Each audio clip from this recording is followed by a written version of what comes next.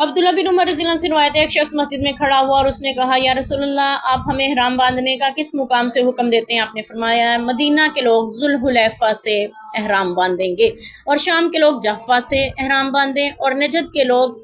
کرن سے احرام باندھیں۔ حضرت عمر رضی اللہ عنہ فرماتے ہیں عبداللہ بن عمر رضی اللہ عنہ فرماتے ہیں لوگ گمان کرتے ہیں رسول اللہ صلی اللہ علیہ وسلم نے یہ بھی فرمایا کہ یمن کے لوگ یلملم سے احرام باندھیں، اور ابن عمر کہتے ہیں میں نے رسول اللہ صلی اللہ علیہ وسلم سے صاف اور صحیح بات نہیں سنی۔ ٹھیک ہے، یمن کے لوگوں کے لیے یلملم سے احرام باندھنے کے متعلق عبداللہ بن عمر کہتے ہیں کہ مجھے صحیح طرح سے سمجھ نہیں ہے، لیکن مجھے لگتا ہے کہ آپ نے یہی فرمایا تھا۔ آپ دیکھیں کتنی احتیاط برتتے ہیں، کیونکہ پیچھے ہم نے پڑھا تھا کہ جس نے جان بوجھ کے نبی پاک پہ جھوٹ بولا تو اس کا ٹھکانہ جہنم ہے، یا وہ اپنا ٹھکانہ جہنم میں تلاش کر لے، کچھ ایسے الفاظ تھے۔ تو اس لیے جو ہے وہ آپ صلی اللہ علیہ وسلم کے بارے میں جب بھی وہ کوئی بات انہیں ایسا ہوتا ہے کہ شبہ رہتا تو وہ وضاحت کرتے کہ شاید یوں کہا تھا یوں، تو یہاں پہ بھی وہ اچھا جی یہ احرام باندھنے کے متعلق یہ ہے کہ میقات اللہ کے نبی نے مقرر کی، حدود کہہ لیں، باؤنڈری کہہ لیں، اپنے دور میں آپ کچھ بھی اس کو اپنے لفظوں میں اس کو بیان کر سکتے ہیں۔ یعنی آپ نے جب عمرہ یا حج کے لیے جانا ہے تو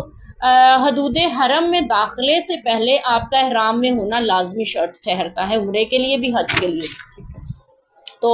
اس کے لیے چاروں اطراف میں سے آنے والوں کے لیے یعنی مشرق مغرب شمال جنوب جو مکہ کے اطراف میں تھے ان سب کے لیے آپ صلی اللہ علیہ وسلم نے حدود مقرر کر دی، مقام بتا دیا کہ وہ لوگ وہاں پہنچیں گے تو احرام باندھ لیں۔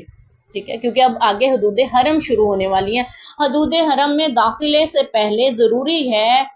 زائرین کا آنے والے عمرہ یا حج کی نیت سے آنے والوں کا احرام باندھنا۔ جو حج یا عمرہ کی نیت سے نہیں ہے، روز ویسے ہی جیسے سواریاں سفر کرتے ہوئے مکہ سے مدینہ جا رہی ہیں، تو ان کے لیے کوئی واجب نہیں ہے کہ وہ وہیں پہ جا کے احرام باندھیں۔ احرام باندھنے کی شرط ہے اچھا جی مدینہ کے لوگ ذوالحلیفہ سے جگہ کا نام وہاں پہ باندھیں گے، اور شام سے آنے والے جحفہ کے مقام سے باندھیں گے، نجد کے لوگ جو ہیں وہ کرن سے، اور یمن کے لوگ یلملم،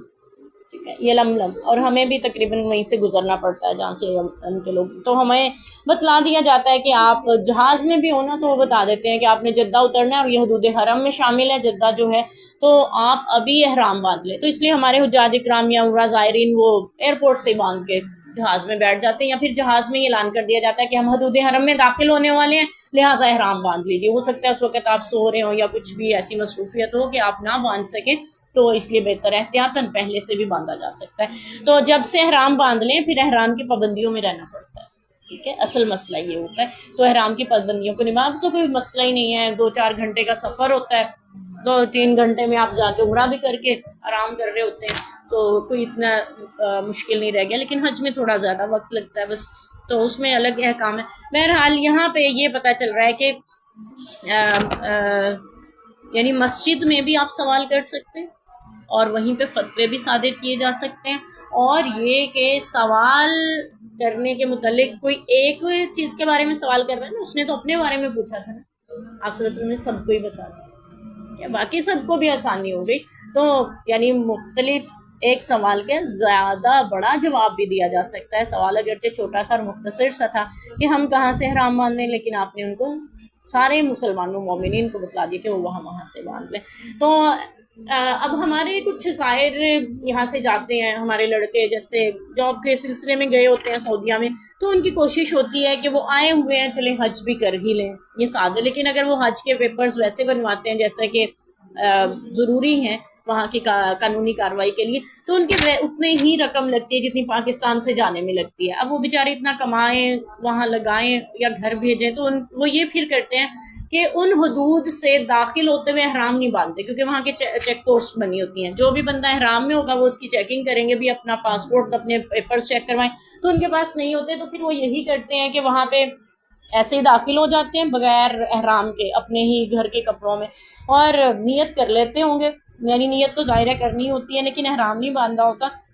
آگے جا کے احرام باندھ لیتے ہیں، اور پھر وہ جو احرام نہیں باندھا تھا ایک اور حرم میں حدود حرم میں داخل ہو گئے ہیں اور وہاں جا کے عمرہ یا حج ادا کر رہے ہیں، تو پھر ان کے لیے ضروری ہوتا ہے وہ قربانی دیں۔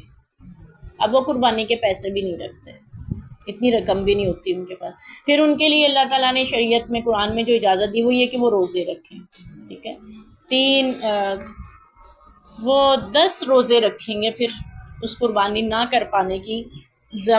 مد میں،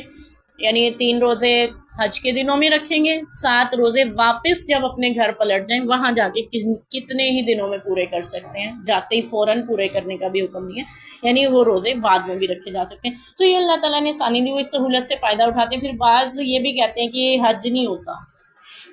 یہ عمرہ نہیں ہوتا، ٹھیک ہے، جبکہ عمرہ میں اتنی سختی نہیں ہے کیونکہ وہاں تو آسانی سے جا سکتے ہیں، پیپرز وغیرہ کی ضرورت نہیں ہوتی۔ حج میں زیادہ مسئلہ ہوتا ہے، وہ کہتے ہیں کہ یہ حج نہیں ہوتا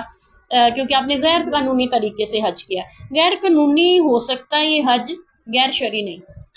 ٹھیک ہے۔ یہ قانون تو ہم نے بنائے نا، ہمارے ملکوں نے بنائے ہیں کہ آپ نے یہ پاسپورٹ ویزا کی سارے، کچھ سالوں پہلے تک یہ پابندیاں نہیں تھیں،